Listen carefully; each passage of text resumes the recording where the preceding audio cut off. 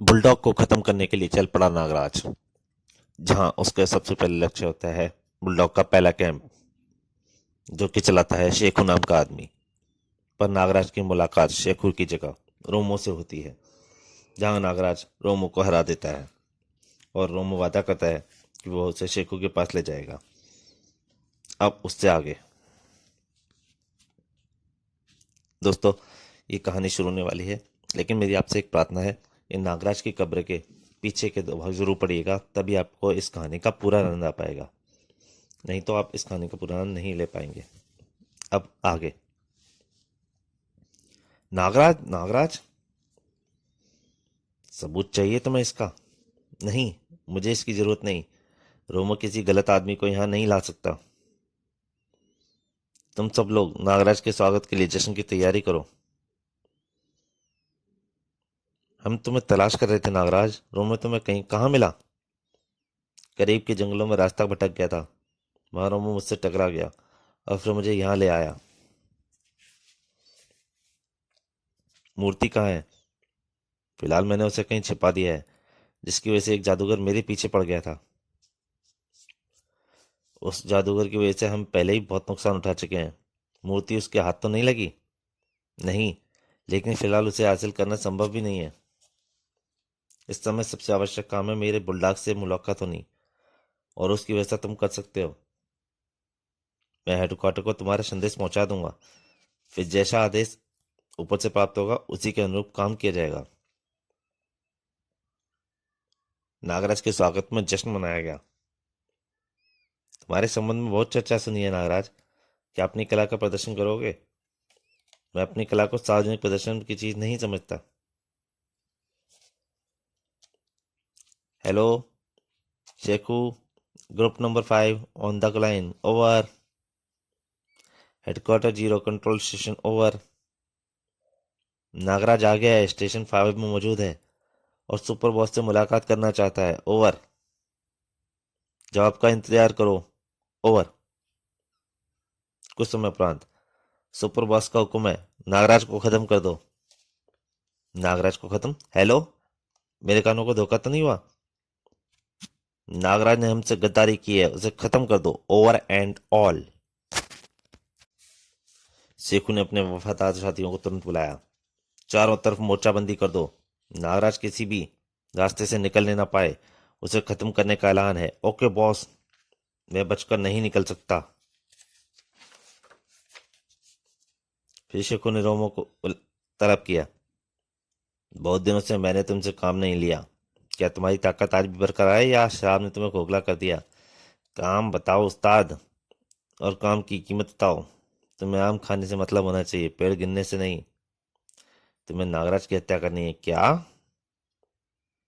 वह तुम पर यकीन करता है, तुम उसे आसानी से ठिकाने लगा सकते हो, और अगर वह तुमसे बच निकला तो बाहर दूसरे लोग उसके स्वागत के लिए तैयार मिलेंगे। 1 लाख रुपया नगद मिलेगा। 1 लाख रुपया? इसके लिए तो मैं अपना भी कत्ल कर सकता हूँ। तो क्या मैं पूछ सकता हूँ यह फैसला अचानक कैसे हुआ? सुपर बॉस को ऑर्डर आया है। रोमो नागराज के पास पहुंचा।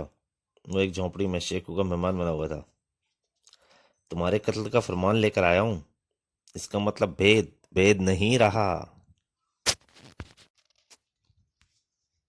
इतनी जल्दी शुरुआत हो जाएगी, मुझे उम्मीद नहीं थी। तुम मुझे जख्मी करके यहाँ से भाग निकलो, और मैं बताता हूँ भागने के लिए तुम्हें कौन सा रास्ता अपनाना है। नहीं रोमो, जिन लोगों को सूचित हो चुका है कि नागराज ने गद्दारी की है, वे तुम्हारी गद्दारी से भी वाकिफ होंगे, इसलिए मैं तुम्हें साथ लेकर ही जाऊंगा। अगर उन्हें मेरी गद्दारी का पता चल गया था, तो फिर उन्होंने मुझे तुम्हारे कत्ल के लिए एक मोटी रकम की पेशकश क्यों की? इसका जवाब मैं तुम्हें दूंगा। ओह शेखू, तुम हमारी बातें सुन रहे थे? मैं अपने कमरे में बैठकर भी तुम्हारी बातें सुन सकता था। देखो इस गुलदस्ते में क्या है।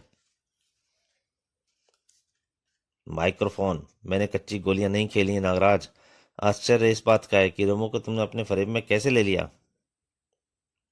डोंट मूव, मेरे साथ सच्चे निशानेबाज हैं। मेरा ख्याल था कि 1 लाख के लालच में रोमो तुम्हें कत्ल कर देगा, या फिर तुम रोमो को कत्ल कर दोगे। फिर दोनों में से एक जो बचेगा उसे बाहर निकलते ही गोलियों से भून दिया जाएगा। लेकिन तुम तो कहते कि सुपर बॉस का हुक्म है। सुपर बॉस के हुक्म के बाद ही तो मुझे तुम्हारी गद्दारी का एहसास हो गया रोमो। बहरहाल अब दोनों मरने के लिए तैयार हो जाओ। दोनों पे गोलियां बरस पड़ी, टेट टेट टेट टेट टेट, पर दोनों उछल कर बच गए और नागराज ने सांप छोड़ दिया हाथ से। आई आई, और लड़ाई शुरू हो गई। अपने साथियों पर सांप का हमला होते ही शेखू भाग खड़ा हुआ। कमॉन रोमो। सत्र से गोलियां बरस रही थी। धाए धाए, जमीन से चिपक जाओ। फिर नागराज और उनके साथ के सैनिकों के बीच में लड़ाई छिड़ गई सबके पीछे। उनकी गोलियां मेरा पीछा करेंगी, मैं इनका सारा ध्यान अपनी तरफ केंद्रित रखूंगा, और इस बीच तुम फरार हो सकते हो। मैं पीठ दिखाकर भागने वालों में से नहीं हूं, तो मैं यहाँ अकेले छोड़कर नहीं भाग सकता उस्ताद। अभी मेरा भी कमाल देखो। ओह, नागराज तो सांप की तरह तेजी से रेंगता निकल गया। मुझे भी अपनी कला का प्रदर्शन करना चाहिए।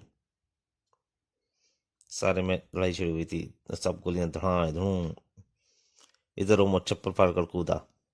आई, उधर नागराज लड़ाई चाह रही थी।